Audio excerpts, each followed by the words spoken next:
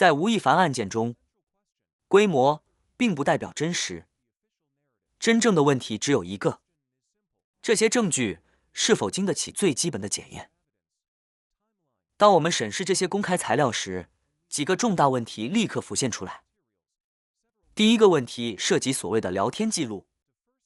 根据相关叙事，这些对话据称可以证明双方之间存在联系，但一个基本的时间线矛盾出现了。部分聊天记录的时间竟然早于双方唯一被确认的见面时间。聊天记录不可能先于接触而存在，这没有解释空间，这是时间顺序的问题。除了时间线问题之外，截图本身还出现了技术层面的异常。截图中的用户头像呈现为正方直角结构，而真实的微信界面结构则为正方圆角。即时通讯软件的界面设计高度标准化，这种视觉结构不会随意改变。当截图呈现出不同的界面结构，且伴随明显的涂抹痕迹，就必须质疑这些图片是否生成于真实应用之外。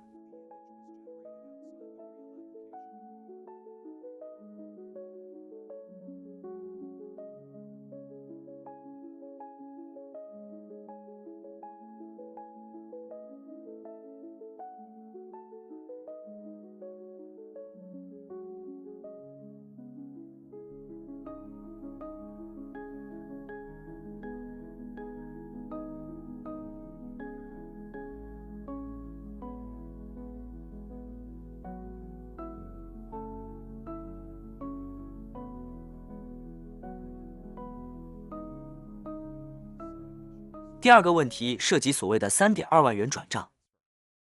指控所展示的微信截图并不是经过认证的支付凭证，而只是微信转账界面的截图。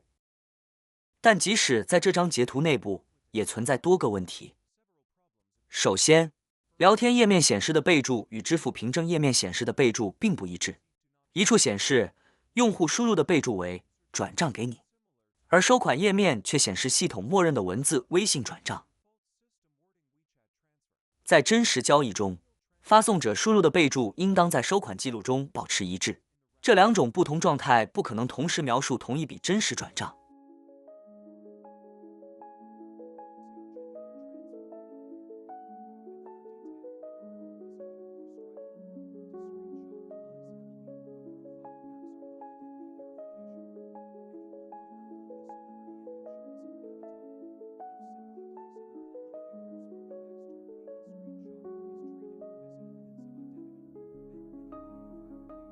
另一个细节更加引人注意，这张截图依赖一个看起来像吴亦凡社交媒体头像的照片，来暗示转账来自他本人。但即时通讯软件中的头像并不是身份验证，任何人都可以上传明星照片作为头像。如果仅仅将公众人物的照片放在支付截图旁边就被视为身份证明，那么任何人都可以在几分钟内伪造出同样的证据，这将使证据标准形同虚设。此外，画面中还出现了与交易无关的人名与头像，并与一方头像发生重叠。这种结构并不符合微信界面的常规逻辑。这些无关信息实际上构成了视觉干扰，使观看者的注意力从关键细节上被转移。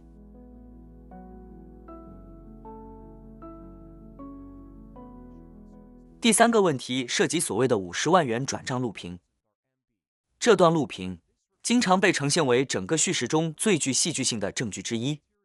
然而，从视频一开始就出现技术异常，登录界面直接显示账户持有人的完整中文姓名，但在真实银行系统中，账户身份信息几乎总是被部分遮掩，通常会以字母和数字组合加掩码形式出现。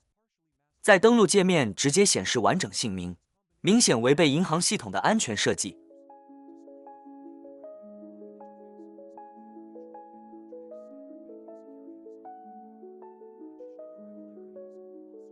此外，界面布局与字段结构也出现了更多异常，系统字段与用户字段被混合在一起，这种结构并不符合真实银行系统的逻辑。这些细节提出了一个根本问题：这段录屏是否真的来自银行系统，还是来自模拟环境？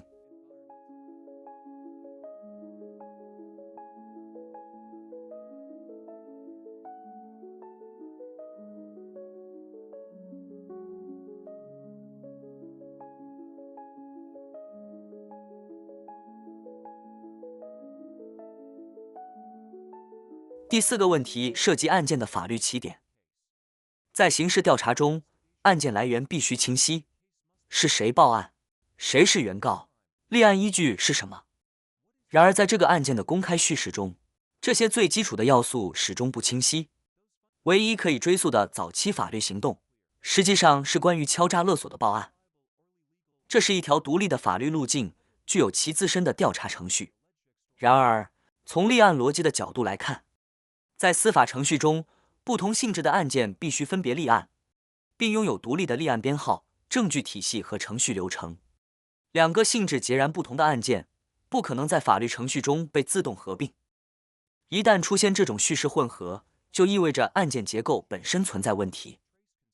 然而，这起敲诈勒索案的调查与更为严重的指控交织在一起。这些指控甚至并没有独立可核实的立案记录，没有明确的报警人，没有书面记录的立案途径，也没有清晰的程序记录。案件的基础难以核实。当我们把这些问题放在一起时，情况开始偏离真实结构。